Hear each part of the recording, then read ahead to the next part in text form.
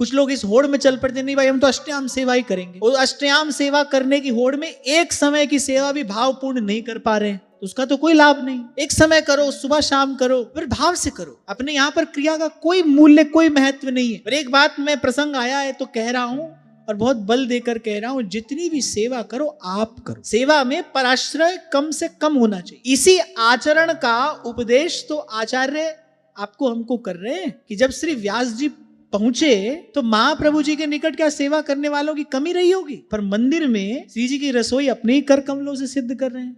अरे यहां तक भी ठीक है, प्रभु की सेवा है। पर आप उस घटना का विचार करो, जब नाहरमल जी जंगल में पहुंचे, चूल्हे में जो लकड़ी जलेगी, उस लकड़ी को भी श्री महाप्रभु जी अपने ही कर कमलों से बीन रहे हैं। आचरण से ही तो उपदेश किया जाता है, आचार्य अपने आचरण से ही तो बताता है, सिखाता है। भले बहुत थोड़ी सेवा आप करो, एक ही समय करो, आपके पास बहुत समय नहीं है, साधन नहीं है, कोई बात नहीं, एक समय करो, पर आप करो। भोजन माँ भी कराती है बालक को, और कभी कभी भोजन आया भी कराती है बालक को। दोनों का भाव एक सा होता है क्या? कभी भी नहीं होता, हो ही नहीं सकता। जैसा माँ का लाड़ होता है बालक को भोजन कराने में, वैसा किसी दूसरे का हो सकता है? पिता का भी नहीं हो सकता। जो सेवा का प्राण है वो भाव तो सेवा में है नहीं। तो सेवा का सुख, सेवा का रस, सेवा का आनंद मिलेगा कैसे? सेवा का सुख जो है तो सेवक को ही मिलेगा ना।